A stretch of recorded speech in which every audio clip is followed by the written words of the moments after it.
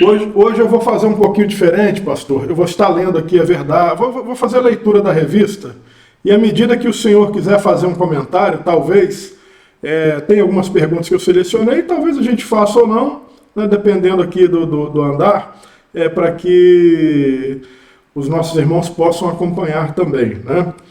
Então, nós vamos começar aqui a lição de número 3 da nossa revista Crescendo na Palavra. O título da nossa lição é A Profecia de Daniel. E nós temos o texto-chave baseado em Mateus, capítulo 24, versículo 8. Mas todas estas coisas são o princípio das dores. A verdade teológica: hoje é o princípio, amanhã será o fim. Vigiemos e oremos para arrebatados sermos quando do retorno glorioso de Cristo para a igreja, sua noiva. Pastor Alain, o próprio, que aqui está, né, pastor? Quiser fazer um comentário acerca da verdade teológica, o que eu entendo aqui dentro dessa verdade teológica é aquilo que a palavra de Deus tem muitas vezes nos ensinado, né, para estarmos vigilantes, né? É isso aí.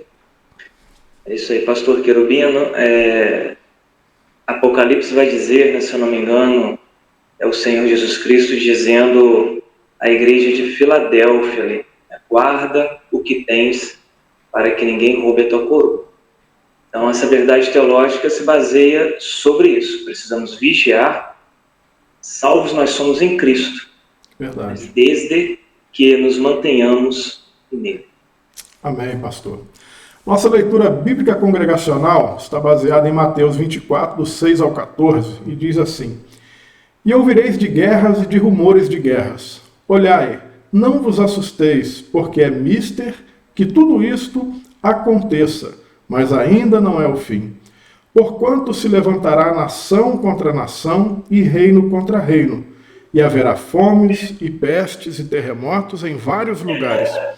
Mas todas essas coisas são o princípio de dores.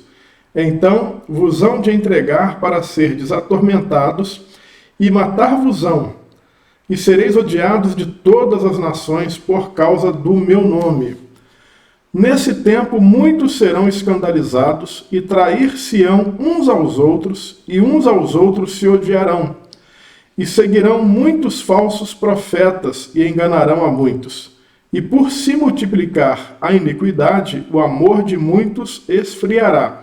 Mas aquele que perseverar até o fim, esse será salvo. E este evangelho do reino será pregado em todo o mundo, em testemunho a todas estas nações, então virá o fim. Pastor Alain, quando nós lemos, né, este texto, e passamos a observar algumas coisas que estão à nossa volta, parece que ele é tão atual, não é verdade? O amor esfriando, né? Falsos profetas. Hoje, pelo menos a nível de Brasil, a perseguição que tem se levantado, né, com a nossa nação, algumas doutrinas que são hoje ensinadas em escolas, ideologias que estão levando os nossos jovens, até mesmo a nossa sociedade, a caminhar num caminho na contramão de Deus, né? E parece que quando a gente lê esse texto e passa a pensar naquilo que está à nossa volta, que ele é tão atual, parece que foi escrito para esses tempos, né? E nós sabemos que esse texto aqui, Jesus está falando sobre o princípio das dores, né? Falando ali, ensinando sobre os prenúncios dos fins dos tempos, né? Uhum.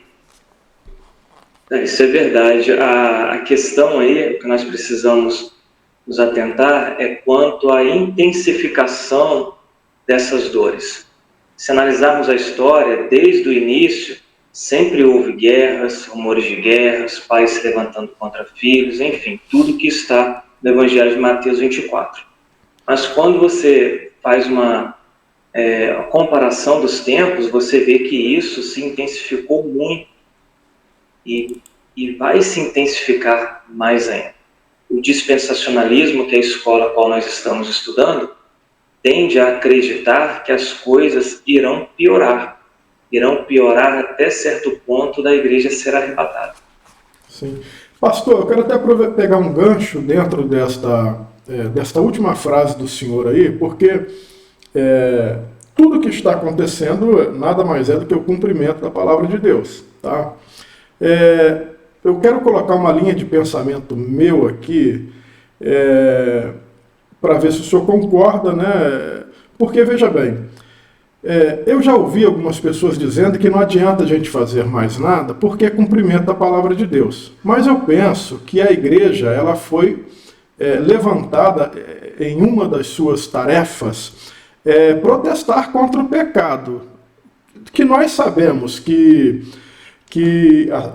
tudo isso é cumprimento da palavra de Deus, que a tendência não, é só piorar mesmo, né? Piorar, enquanto nós estivermos neste plano terreno, mas a igreja não pode ser omissa com tudo que tem acontecido, né, pastor? Ou seja, não é porque as coisas vão piorar que nós vamos baixar a nossa guarda e deixar a coisa acontecer. Penso que a igreja ela foi estabelecida por Deus nesta terra, em uma das suas tantas obrigações é de protestar contra o pecado, né? Não sei se é um pensamento equivocado, mas eu penso um pouco sobre isso.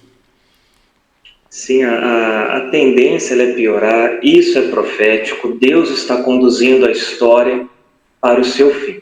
Mas como o Senhor mesmo disse, isso não impede da igreja estar se colocando de joelhos e clamando pelas nações, pelos governantes, porque a própria Bíblia que diz que tudo está caminhando para um fim, que Deus está no controle, ela também nos ensina que nós precisamos orar pelas autoridades para que o nosso contexto vá bem. Então, precisamos caminhar juntos, sabendo que tudo vai acontecer, mas ao mesmo tempo se colocando como aquela que está clamando, não somente pela igreja, mas também pelo mundo, né? Para que Deus possa conduzir a história de uma maneira menos prejudicial a todos. Amém. Isso através da oração da igreja. Amém. Então, meu pensamento não está muito equivocado, não, né? Eu penso que não. Deixa eu só dar um exemplo rapidamente. Esta semana, eu e minha esposa fomos à cidade de São Geraldo, uma cidade vizinha aqui, conversar com o prefeito a respeito de uma família que está padecendo. E conversando com ele, ele se mostrou muito simples, né? E ele disse, olha, eu não roubo. Ele falou conosco. Licitação aqui, eles pedem, fazem, não quero nem saber, eu só assino o mais barato, não quero que meu nome esteja envolvido nisso. E a gente percebe que a cidade vizinha, por ser pequena, é uma cidade que está se destacando na educação. Então, precisamos estar orando pelas autoridades, para que eles possam fazer o melhor pela população. Amém, pastor. Deus continue abençoando vocês aí em nome de Jesus. A elucidação textual.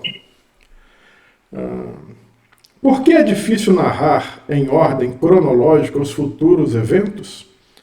Isso se deve ao fato de as Escrituras não trazerem tais informações na devida sequência, mas verdade é que tal revelação narra a vitória final de Cristo sobre o derrotado Satanás de forma definitiva e eterna.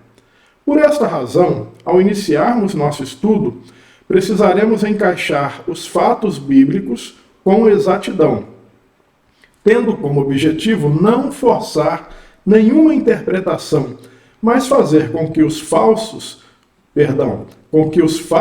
se encaixem perfeitamente entre eles, fazendo com que haja harmonia entre os eventos. Atualmente estamos vivendo o princípio das dores, conforme narrou Jesus em seu sermão escatológico em Mateus, capítulo 24, versículo 8. Precisamos compreender que uma série de conflitos, como, por exemplo, nações se levantando contra nações, fome, terremotos, pestes, catástrofes, pais contra filhos e filhos contra pais. Todos estes eventos serão utilizados para o surgimento de um novo sistema de governo mundial. Digo, político e religioso. Estes acontecimentos precederão a grande tribulação. Quer fazer algum comentário sobre essa elucidação? O comentário, né? A questão do dispensacionalismo, que eu acho muito interessante, é que de fato não força nenhuma tradução. Nós veremos mais no final, quando compreendemos a questão dos 2.300 dias, você vai ver que tudo se encaixa perfeitamente. E vamos caminhando, né? Para poder aprender mais sobre a palavra de Deus. Sim. Aqui na elucidação textual, aqui fala sobre as profecias, né, não estarem em ordem cronológica. Me parece que a Bíblia, né, os fatos não estão em ordem cronológicas, né? Eu coloquei lá no questionário, é porque tem um outro visor ali em cima e de vez em quando eu vou estar olhando para lá. A ordem dos fatores não altera o produto. Embora as profecias não estejam em ordem cronológica, isso não muda o fato de que Cristo vencerá o diabo, né? Apocalipse capítulo 12 vai falar sobre a vitória de Cristo sobre Satanás, não é verdade? Então este fato de não estar em ordem cronológica não prejudica em nada o entendimento, né? O objetivo de Deus não foi relatar nada em ordem cronológica, foi relatar a palavra dele inspirada. Cabe aos teólogos aí achar os fatos dentro do tempo. Tá certo, pastor. Muito bem. A questão também, pastor, Mateus capítulo 28. Opa, o mouse está lá do lado. Mateus capítulo 28, né, que Jesus fala sobre o princípio das dores.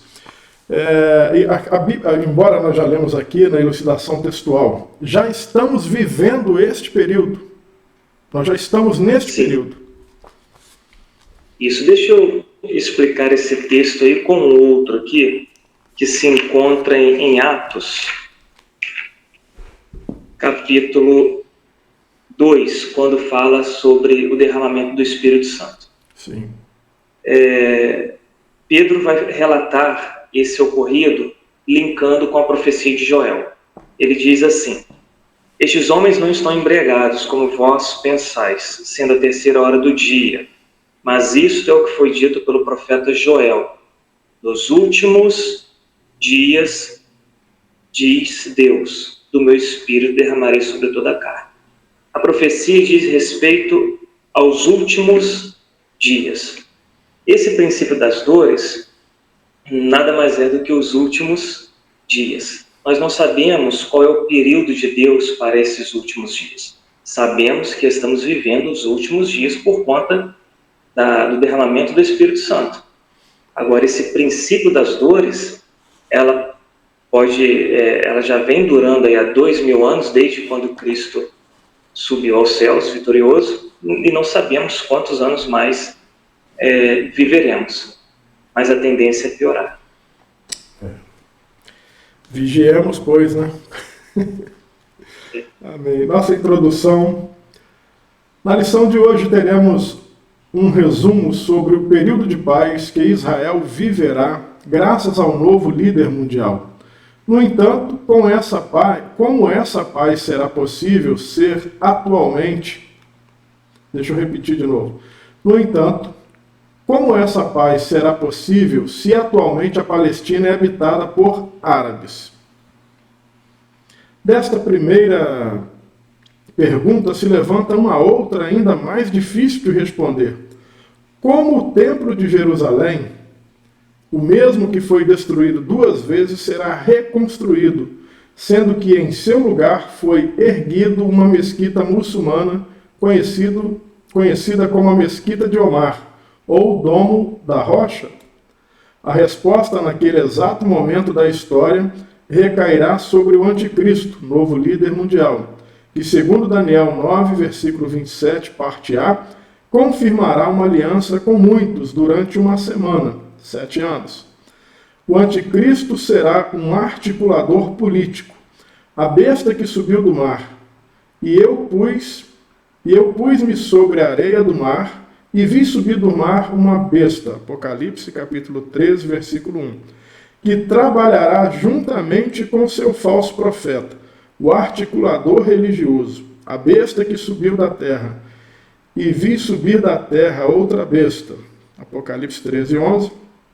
Ele trará a paz entre israelenses e muçulmanos, levando-os à compreensão da devolução a Israel do espaço onde se encontrava o Templo de Salomão, sem nenhum tipo de guerra ou mortes. Que situação difícil de resolver, hein? É isso aí, pastor. O que acontece? O princípio das dores é o período em que a igreja está vivendo. Vou fazer um breve relato aqui, um resumo. Nesse período agora que nós estamos vivendo, a lição 3, deixa eu explicar para aqueles que irão estudar a revista. A lição 3 nada mais é do que um panorama geral ali do período da grande tribulação até a volta de Cristo. E esse slide que vai ser passado no final vai ajudar na compreensão disso. E depois, da lição 4 para frente, nós começaremos o estudo nesse período em que a igreja está vivendo, ok? Então, inicia-se no período em que a igreja está hoje, estamos vivendo o princípio das dores, haverá esse período de uma grande guerra que haverá antes deste líder surgir, que quase destruirá ou intentará destruir Israel, só que Israel será livrada desse desastre. Este líder político, que é a besta do mar, ele vai se autopromover em cima desse evento. E o falso profeta, que é a besta da terra, por que besta da terra? Se eu estiver me prolongando, só me corta, tá? Não, fica à vontade. Pode ficar à vontade. A besta do mar, você tem que entender que mar no Apocalipse significa nações, povos. Besta da terra significa terra de Israel, ou seja, o anticristo que vai surgir dentre as nações, ela será de cunho político. E a besta da terra, o anticristo que vai surgir de Israel, terá a responsabilidade de conduzir Israel à adoração a essa besta. Então ali, essa besta faz um acordo de paz com Israel. Esse texto aí de Daniel 9:7, que fará uma aliança de paz por uma semana, e ali então inicia o período da tribulação de 7 anos, tá bom? Então só para a gente entender até o começo aí, depois a gente faz um outro resumo. Só mais uma perguntinha dentro do que o senhor falou. Tanto o falso profeta, como esse líder mundial, o anticristo no caso, o anticristo é o líder mundial, não é isso? Tudo que se opõe a Cristo, né, é anticristo. A besta da terra e a besta do mar. Necessariamente eles precisarão ser judeus? Olha, segundo a visão dispensacionalista, a besta da terra, ela tem que ser da terra de Israel. É um líder religioso que vai conduzir a nação à adoração à besta. E por conta da nação não adorar, é que virá a perseguição na metade da semana para lá, que são os 3 anos e meio finais. Entendi. Vamos então para o primeiro tópico.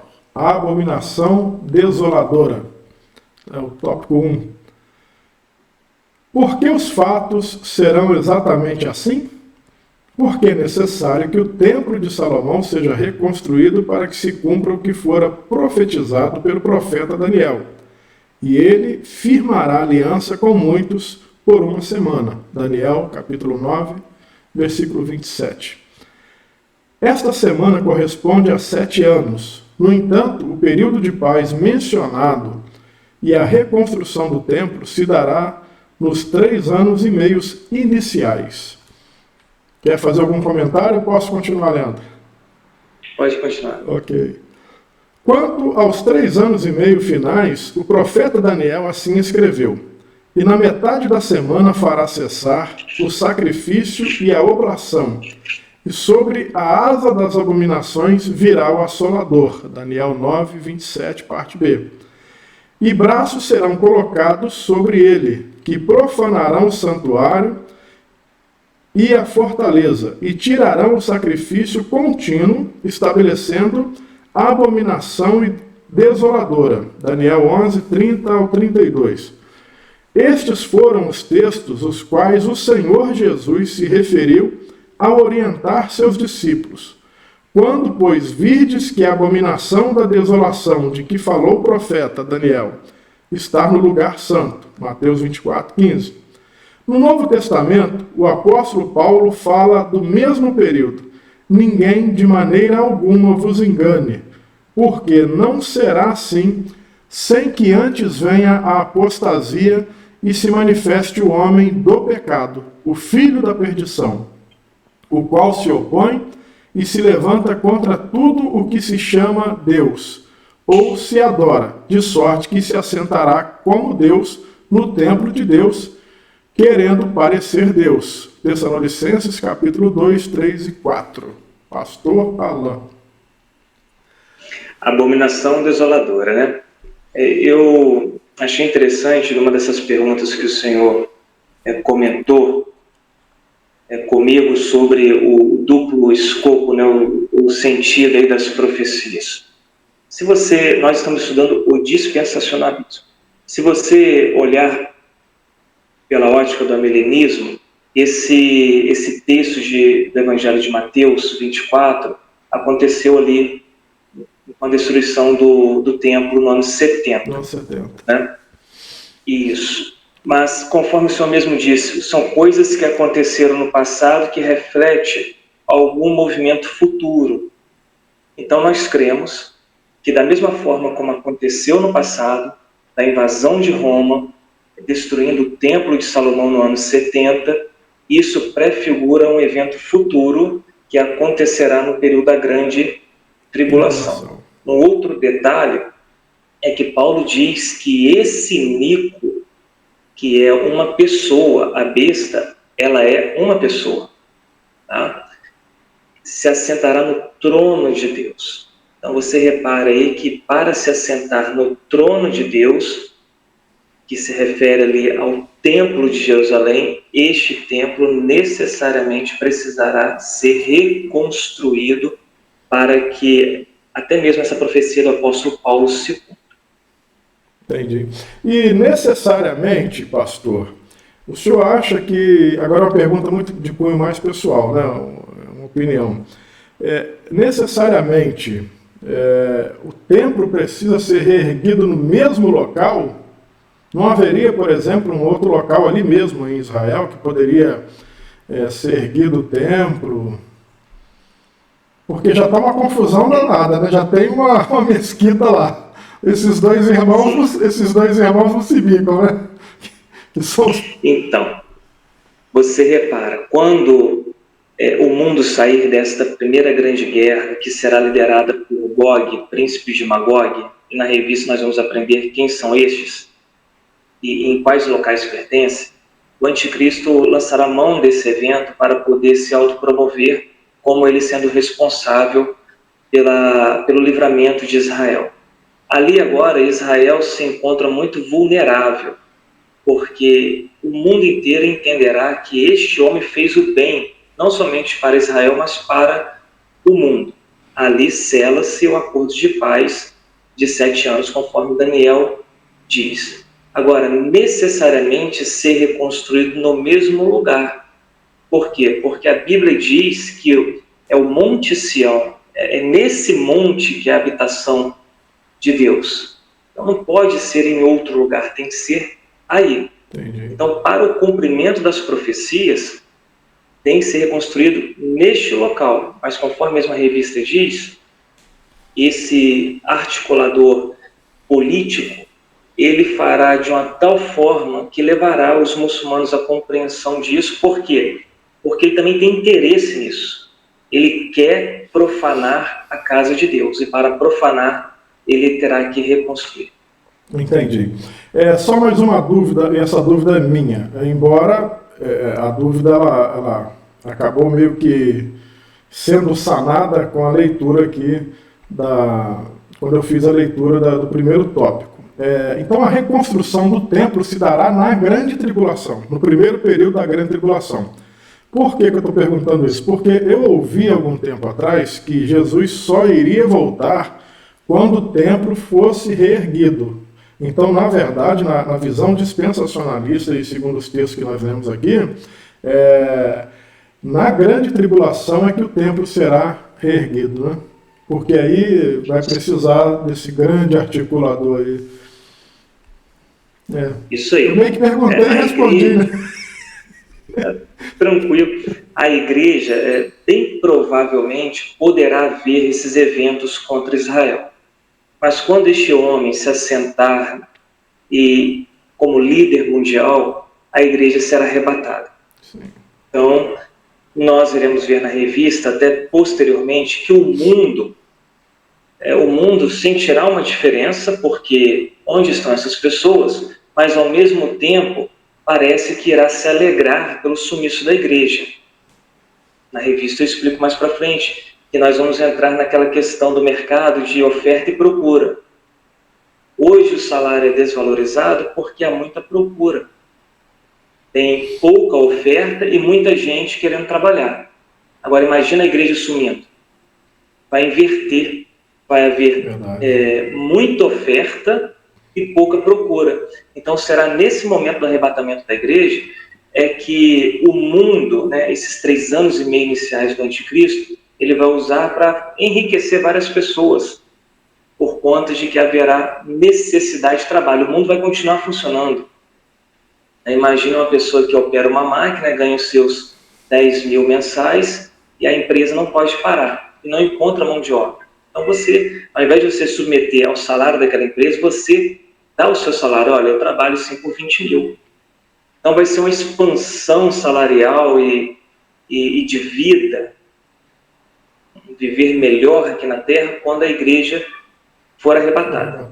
E após vai dar aquela sensação de segurança, né, pastor? De bem-estar, né? Porque é algo que mexe com o indivíduo, né? Com as suas emoções e desejos e sonhos.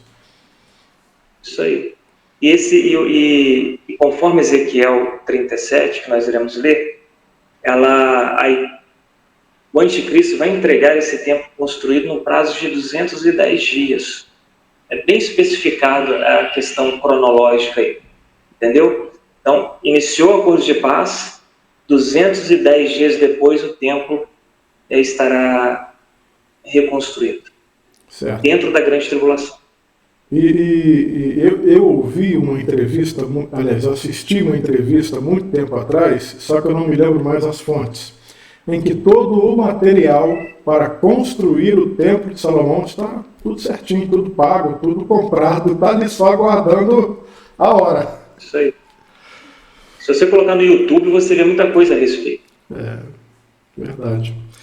Vamos lá, nosso tópico 2, as 70 semanas de Daniel, e aí começa a dar um nó na cabeça, mas vamos lá, eu falei com a minha esposa, olha, eu consigo entender algumas coisas aqui, mas eu fui tentar fazer uma pesquisa no YouTube, e parece que os irmãos lá da Adventista tomaram conta de tudo, né? E assim, com umas interpretações muito equivocadas e tal, principalmente sobre as 2.300 tardes e manhãs, né? Mas são assuntos assim que às vezes eu tenho que focar um pouco mais para entender, mas vamos lá, tenho certeza que vai dar certo aqui agora. As 70 semanas de Daniel. O livro de Daniel fala sobre 70 semanas que estão determinadas sobre o povo judeu, deixando registrado o ponto de partida da contagem destas semanas, que se daria desde a saída da ordem para restaurar e para edificar a Jerusalém, que se deu em 14/3/445 a.C. Nestes versículos também estão profetizados sobre o dia em que o Senhor Jesus seria morto, que segundo os cálculos se deu em 6/4/32, bem como a destruição de Jerusalém e seu templo no ano 70 pelo general Tito, a mando do imperador Vespasiano, seu pai. Com base nestes cálculos, fatos históricos e narrativas bíblicas, consegue-se chegar ao dia exato do nascimento de Jesus, desde a ordem para restaurar e edificar a Jerusalém, até a morte do Senhor, passou-se 69 semanas, faltando, segundo o versículo 24, apenas uma semana. Esta semana se refere ao período da grande tribulação, que será de 7 anos, ou seja, um evento futuro que ainda está por vir. A teologia dispensacionalista divide a história da redenção em dispensações, administração ou gerência, como método divino de lidar com a humanidade. Assim sendo, quando da morte do Senhor, que se deu na semana 69, encerrou-se uma dispensação. O período que vivemos hoje foi a pausa que o Senhor deu na contagem para que muitos viessem à salvação, por obra do Espírito Santo, mediante a pregação do Evangelho por parte da Igreja, que incansavelmente busca a conversão de todos a Cristo. Este período é conhecido como a dispensação da graça. A última semana se refere à dispensação da grande tribulação.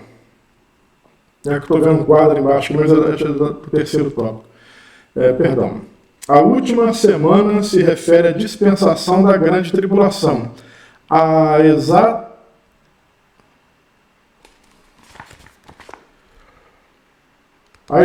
semana 70 que Daniel profetizou, que estão determinados sobre o povo judeu.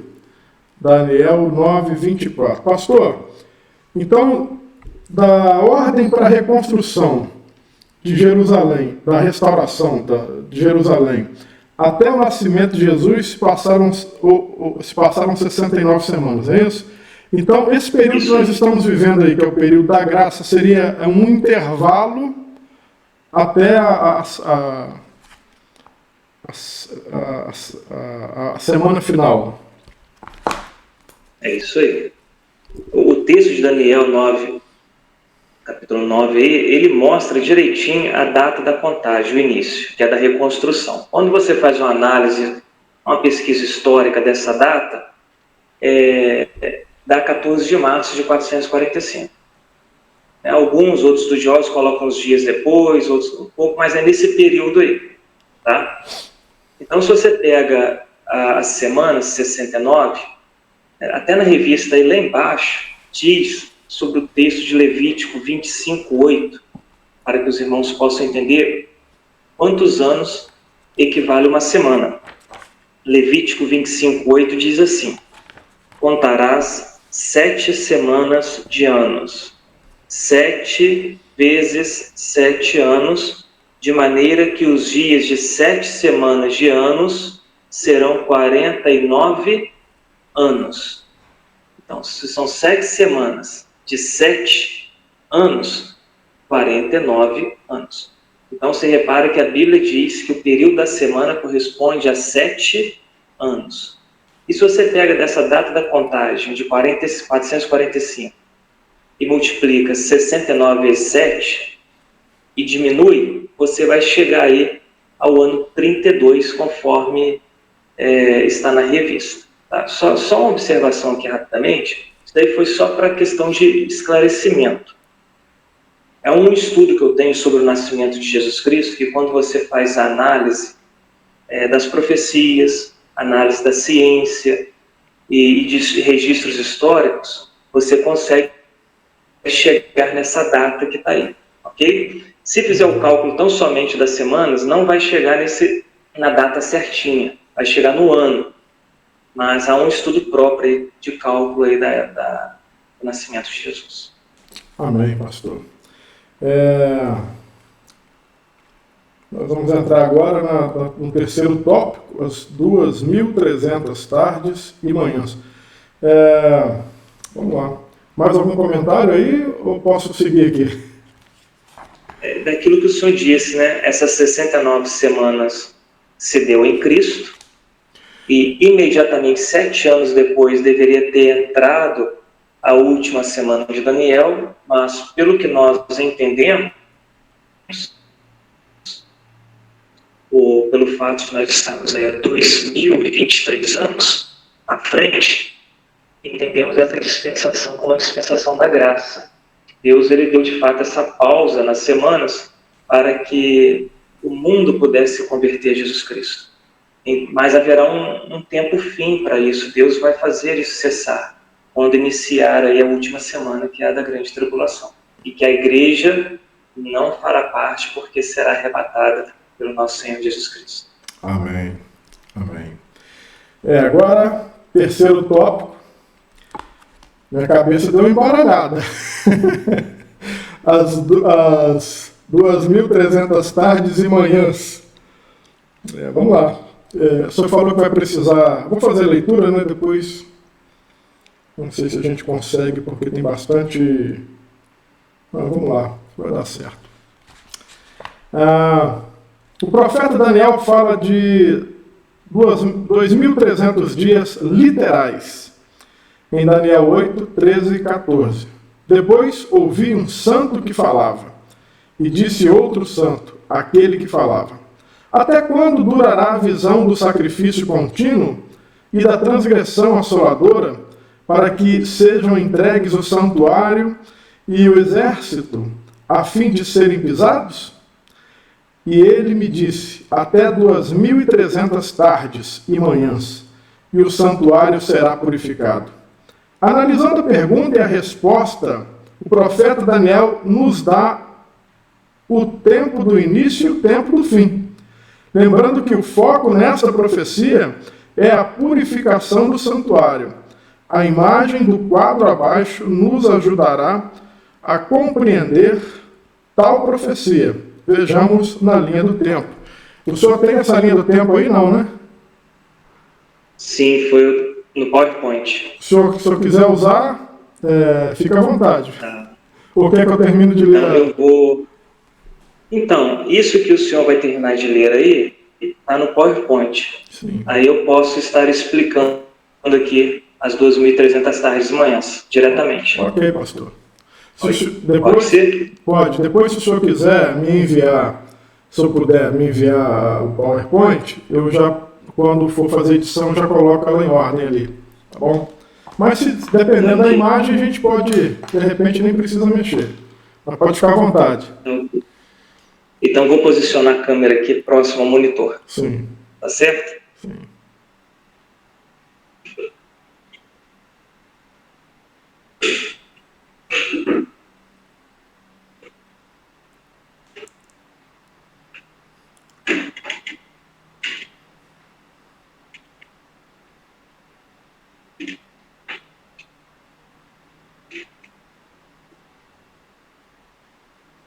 Acho que encaixou direitinho no quadro. Sim. Tá dando para ver bem? Tá dando para ver, sim. Então tá, deixa eu explicar para os irmãos aí sobre as 2.300 tardes e manhãs. Conforme está na revista, né, nós temos aí 1, 2, 3, 4, 5, 6, 7. São 7 passos que nós vamos dar para entender o geral aqui desse período, e depois nós vamos fazer o cálculo das 2.300 tardes e manhãs. Reparem que nós estamos vivendo nesse período aqui, ó. O parênteses representa o período da grande tribulação. Então, aqui inicia-se a grande tribulação e aqui termina a grande tribulação. Separado pelo meio, que são os 3 anos e meio iniciais e 3 anos e meio finais. Antes do início da grande tribulação, a igreja é arrebatada aos céus. Jesus busca sua noiva e imediatamente o anticristo faz um acordo de paz com os judeus. Então, o acordo de paz marcará o início da grande tribulação, tá? Então, o que eu quero que os irmãos entendam é, o parênteses representa o período da grande tribulação, de 7 anos ou 2.520 dias.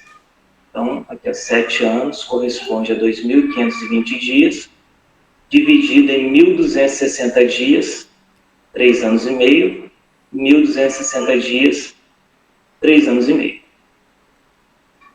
2. Do início da tribulação à reconstrução do templo, o profeta Ezequiel nos dá um período ali de 7 meses ou 210 dias. Então, nós temos aqui a reconstrução do templo, 210 dias depois do acordo de paz. Isso, pastor Querubim, é uma forma que o anticristo terá para poder ganhar o crédito dos judeus. É presenteá-lo com a reconstrução do templo. Lembrando que o que ele mais deseja é ser adorado. Por isso ele vai profanar esse mesmo templo que reconstruiu. 3. Com a reconstrução do templo, o povo judeu adora o Senhor por 40 dias. Esses 40 dias se encontram em Apocalipse 8:1. Na revista está explicando direitinho aí. Mas se você fizer o cálculo dos dias, né, da meia hora, né, porque o Apocalipse 8:1 vai dizer que houve silêncio no céu por meia hora. Quando você calcula essas meia hora, dá 7 dias e meio, ok? Não dá 40 dias. A pergunta seria, por que então 40 dias? Porque dentro do cálculo geral, falta 40 dias para encaixar no cálculo geral, tá? E como o apóstolo João não deu certeza de meia hora exata, ele disse cerca de, ou seja, pode ser um pouco a mais, como pode ser um pouco a menos.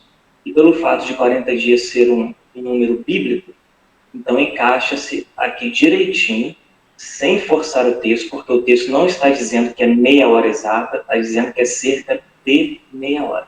Então nós encontramos os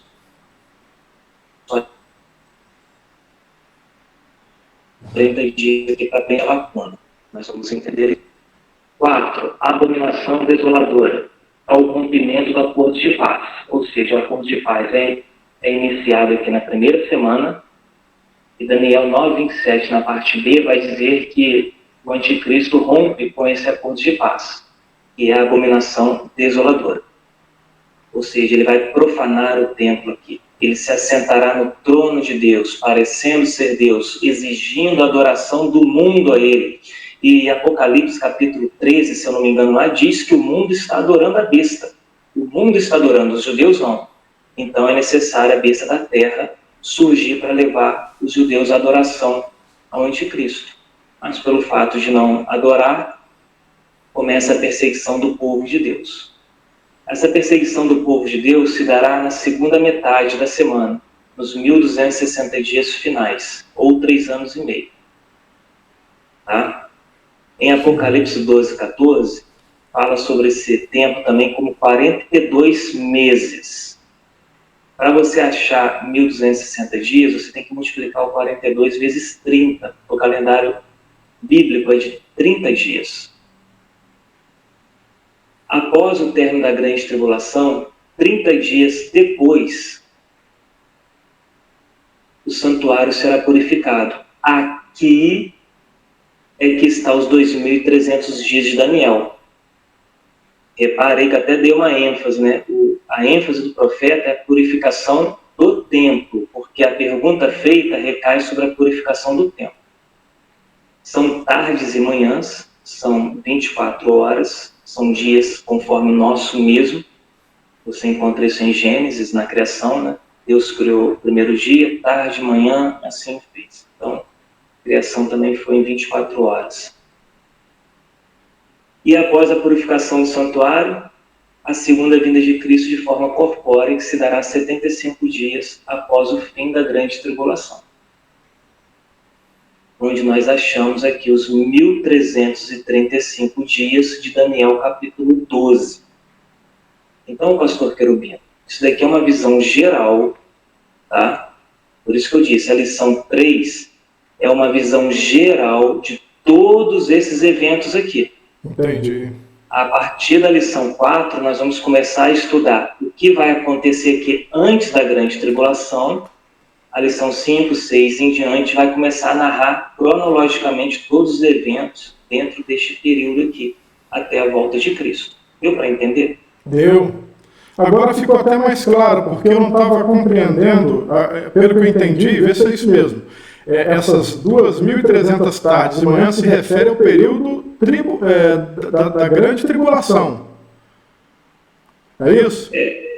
Leia aqui, quer ver? Deixa eu abrir a revista aqui. Sim. Isso, refere-se dentro da grande tribulação, quer ver? Então, Deixa aí ficou mais fácil de compreender agora. Entendi. Analisando a pergunta e a resposta, o profeta Daniel nos dá o tempo do início e o tempo do fim. Né? Aí precisa ler. Aí, o senhor tem como ler, por favor, de novo? Daniel 8, 13, 14? Daniel 8, 13, Daniel 8, 13, 14. O profeta lê o tópico? Ou o texto? Na Bíblia mesmo. Ah, tá. Só um Texto minutinho. bíblico. Tá, tem como sim. Só um momento que vou abrir aqui no celular que é mais rápido. Eu estou com ele na mão, que pode ler? Pode ficar à vontade.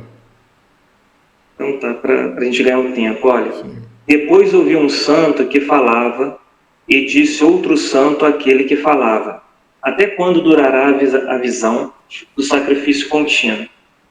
Pastor Querubino, presta atenção. Aqui, com a reconstrução do templo, 210 dias depois, começou a haver a adoração do povo de Deus no santuário. Sim. O sacrifício contínuo. É o mesmo sistema, o mesmo ritual. Sim. De sacrifício. Então a pergunta do profeta é: até quando durará a visão do sacrifício contínuo, a transgressão assoladora, para que seja entregue o santuário e ao exército a fim de serem pisados? Ou seja, a transgressão assoladora vai acontecer aqui, ó, na abominação desoladora. Sim. Então o profeta Daniel está perguntando quanto tempo isso vai durar. A resposta é: ele me disse, até 2.300 tardes e manhãs, e o santuário será purificado. Ou seja, até 2.300 tardes e manhãs, o santuário será purificado. Entendi. Então, são esses cálculos aqui. A profecia de Daniel faz referência ao que está acontecendo na primeira metade da tribulação, os 3 anos e meio de paz, a falsa paz que Israel vai ter. Sim. Não é isso que a Bíblia diz, a Sim. falsa paz? Sim. O sacrifício contínuo vai iniciar aqui e ele quer saber quanto tempo isso vai demorar. Só que a resposta dada é: em 2.300 tardes de manhã, o santuário será purificado. Por quê? Porque aqui, na abominação desoladora, o anticristo se assentará na casa de Deus, querendo parecer ser Deus, e profanará o templo de Deus. Entendi, pastor. Entendi. Viu? Entendi. Então, o templo é reerguido e a partir daí começa a adoração, né, os ritos, os rituais, né, sacrifícios e tal. E aí termina lá na restauração. Entendi agora. Entendi. Apocalipse capítulo 8, no verso 1.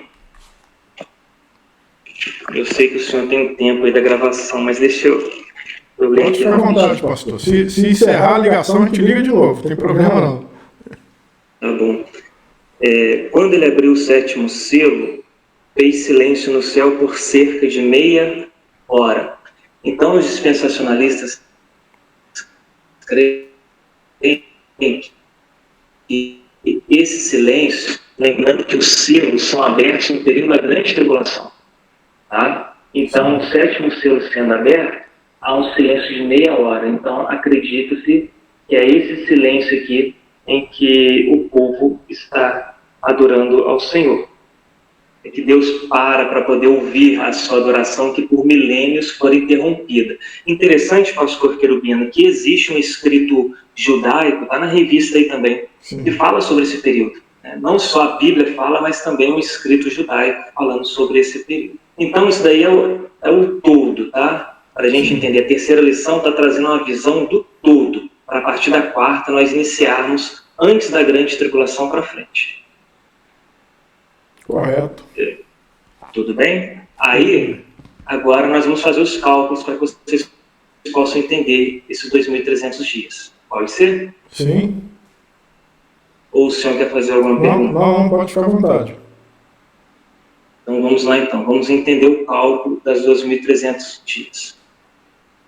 O que nós precisamos fazer? Aqui, ó. Como eu chego aos 2.300 dias da profecia? Eu preciso primeiro subtrair os 1.260 dias. Repare que eu fiz passo a passo para vocês. Ó. Primeiro, eu pego os 1.260 dias da primeira metade da semana e vou diminuir os 250 dias, que é o período de 210 dias da reconstrução e mais 40 dias de adoração. Eu tenho 1.010 dias, ou seja, desde a adoração ao Senhor no templo até a profanação do templo, 1.010 dias. Ok? Sim. Então vamos lá. Agora eu preciso somar esses 1.010 dias com os 1.260 dias, 1.010 mais os 1.260 dias da segunda semana, da segunda metade da semana. Eu vou ter o total de 2.270 dias. Esse 2.270 dias é até o término da grande tribulação, tá? Certo. Então, desde quando o povo começar a adorar ao Senhor, até o término da tribulação, se dará 2.270 dias. Uma outra forma fácil também de fazer é assim. Você pega os 2.520 dias, que é os 7 anos geral, e diminui dos 250 dias iniciais. Você vai ter 2.270 dias, que é o término da grande tribulação. Só que a profecia fala da purificação do templo. Então, como que eu chego a esse posicionamento aqui?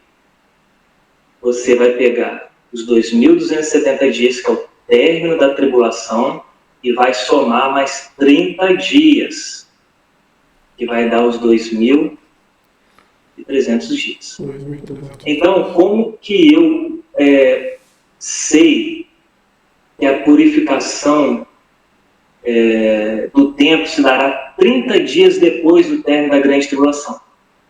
É esse cálculo que faz. Você pega os 2.300 dias e diminui dos 2.270. Você acha 30 dias. Ok? Ok.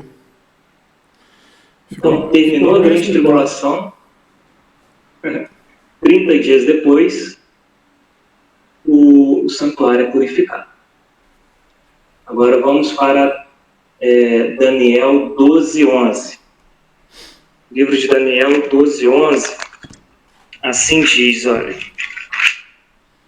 desde o tempo em que o sacrifício contínuo for tirado, quando que esse sacrifício contínuo vai ser tirado? Aqui, ó, na abominação desoladora, onde o anticristo vai profanar o templo, vai proibir os judeus de adorar ao Senhor. Desde o tempo em que o sacrifício contínuo for tirado e posta a abominação desoladora, olha, tá vendo? Eu acho incrível que tudo se encaixa.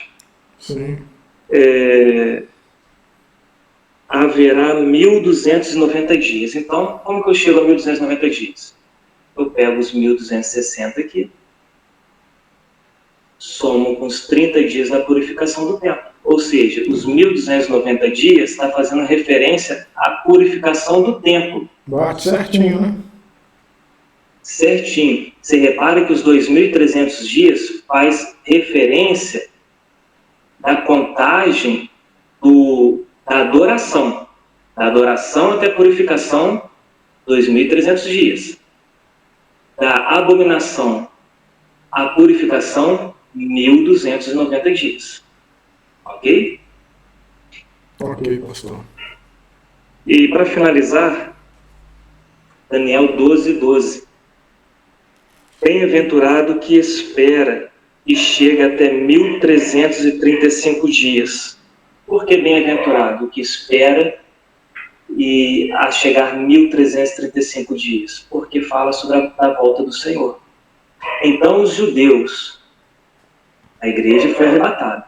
Os judeus e todos os demais que não foram arrebatados, que vencerem esse período da tribulação, né? Jesus Cristo, ele volta, ele vem aqui e faz o julgamento das nações. Esse 1.335 dias aqui é quando Cristo volta para fazer o julgamento das nações, e após o julgamento das nações, adentramos o milênio. Então, repare, 1.335 dias. Olha, eu pego os 1.260 dias. Lembra que o versículo 11 falou que foi quando da abominação desoladora? Então, pego os 1.260 dias, agora somo mais 75 dias. Eu tenho 1.335 dias. Nesses cálculos, pastor Querubino, eu consigo chegar à compreensão de que, após o término da grande tribulação, 30 dias depois, o santuário será purificado. E 75 dias depois do término da grande tribulação, Jesus volta para fazer o julgamento das nações. É isso daí. Pastor. Clareou bastante a mente, viu? Deu para entender, né? Deu para entender, ficou muito bem explicado. Eu não estava conseguindo, porque eu comecei a ver muito vídeo e há muitas contradições e interpretações, né? E muitos vídeos são adventistas, e eles interpretam não como tardes e manhã, mas como anos, né? Não como dias, né? Mas como anos, cada dia desse aí. Então, confunde um pouco a cabeça, mas desta forma que o senhor explicou aí, inclusive depois, né, na edição, vou estar assistindo mais, o pessoal já mandou recado aqui, que hora que vai sair a lição, né? Então vai ser bênção. Ajudou bastante, pastor. Deus possa continuar. É por isso que eu disse na revista aí que a gente não precisa forçar o texto bíblico. Entendi. O texto bíblico se encaixa, você não precisa fazer malabarismo. Ele se explica. Verdade. A palavra de Deus é maravilhosa. Verdade. Amém, pastor. Tá ok? Tá ok, pastor. Vou só terminar de ler aqui o tópico 3 para nós entrarmos na conclusão. Para compreender cada evento em suas respectivas profecias, só isso eu explicou aqui os cálculos, né?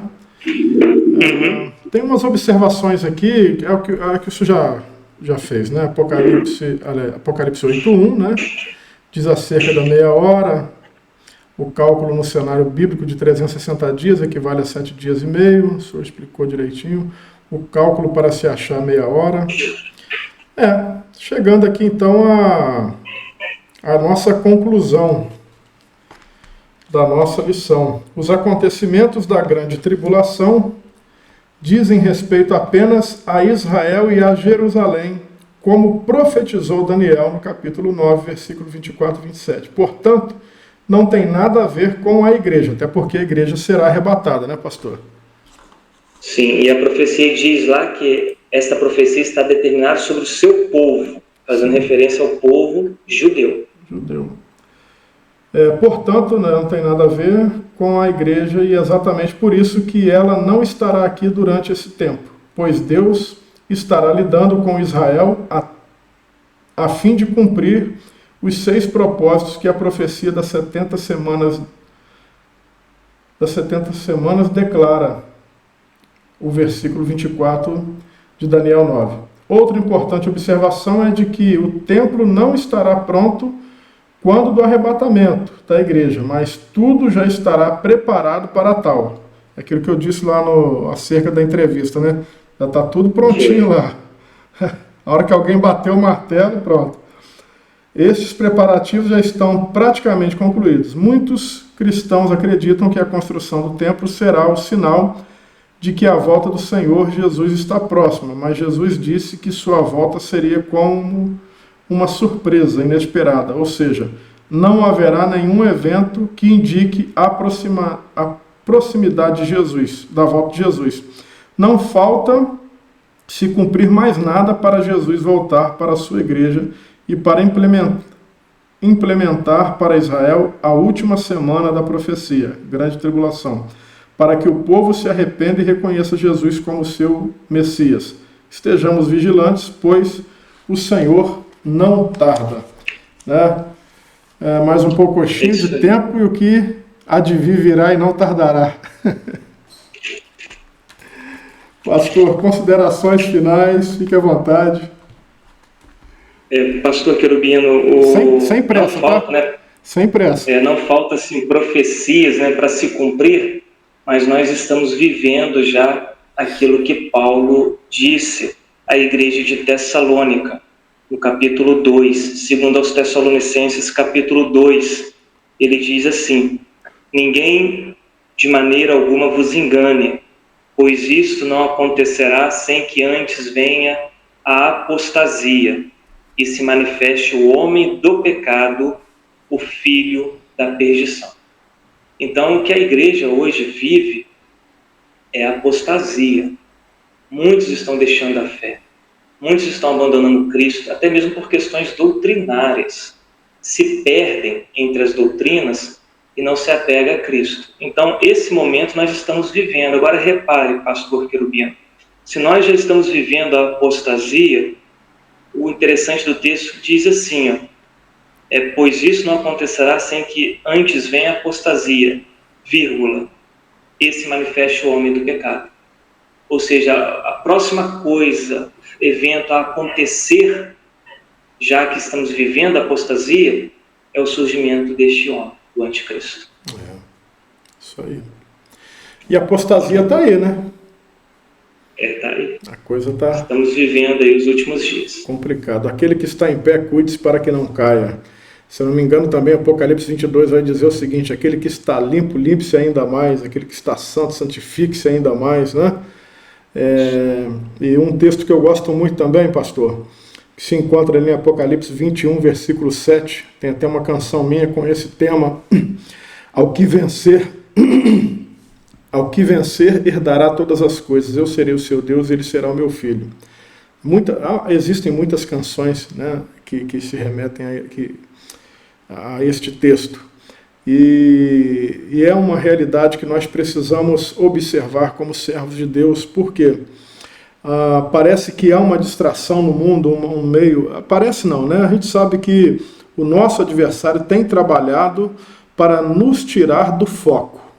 Eu estava conversando pouco tempo lá na igreja acerca do povo de Israel, né? Quando José foi governador do Egito, o povo estava caminhando rumo a uma promessa de uma terra que emana leite e mel. Mas aí quando eles, naquele momento de crise, de fome, chegaram ali no Egito com comida, teto sobre a cabeça, todo conforto, parece que aquela promessa foi se perdendo, né? Porque tudo estava muito confortável à sua volta, né? E a gente tem que tomar muito cuidado com o que é confortável para nós em determinadas situações, principalmente naquilo que concerne ao servir a Deus, né? Parece que nós temos mesmo que ser confrontados diariamente em nossas vidas, ministérios, para que a gente não venha perder o foco, porque as distrações estão aí, né? As distrações estão aí. É isso, pastor. Eu agradeço ao Senhor pela oportunidade. Que isso. Tá? Espero somar com os irmãos. A minha palavra não é a final, que os irmãos se debrucem nos livros, busquem se aprofundar mais ainda. Eu trouxe aquilo que é de conhecimento. Amém. E espero ter compartilhado com os irmãos aí, para que possam crescer ainda mais na palavra de Deus. Amém, pastor. Eu que me sinto honrado, né, em poder ter esse momento com o senhor, né? E com certeza muita contribuição. Como eu disse, alguém entrou em contato comigo: olha, nós estamos aqui aguardando. Né? Então, daqui a pouquinho eu vou... Parece que, pelo que eu estou vendo, não há muita coisa que se editar, né? Porque está muito bem explicado, entendeu? O YouTube, ele tem um recurso de legenda, né? Então, às vezes, o pessoal fala comigo: olha, usa o recurso de legenda porque ajuda um pouquinho também. E no mais, pastor, que Deus continue abençoando. Se a gente puder, na próxima semana, tá marcando também. Estou aí à disposição, tá certo? Sim, vamos combinar. Amém. E Deus... iniciarmos já a 4ª lição. Sim, se o senhor quiser também, pastor, como eu disse, são opções que nós temos aqui de colocar mais pessoas que quiserem participar, não tem problema nenhum. Até temos meninos aqui na igreja aqui que são muito bons aqui em suas aulas, né? Que eu tenho certeza que eles gostariam de estar aqui. De repente a gente faz uma live, né? Alguma coisa ao vivo aí. Eles vão me apertar, pastor Querubino. Vai, eles vão. Vão apertar. Aí eu vou ter que pedir para o senhor dar um recorte para eu pesquisar e responder depois. Eu só junta tudo. Mas vai ser bom. Quem sabe um dia a gente não faz esse tipo de uma live aí, alguma coisa nesse sentido, tá bom? Pastor, muito obrigado. Que Deus possa estar abençoando o senhor aí, tá? A família, o ministério. E semana que vem, se eu ver o melhor dia aí para o senhor, tá? A gente vai se falando aí, tá bom, pastor? Tá bom, vamos tentar ser pro início aí, para os irmãos terem mais tempo para estudar, né? É verdade, tá bom. Eu também pensei nisso, mas essa semana surgiram situações adversas, né? Mas tá tudo bem, tá em tempo ainda. Tá bom, pastor? Muito obrigado aí, um ótimo final.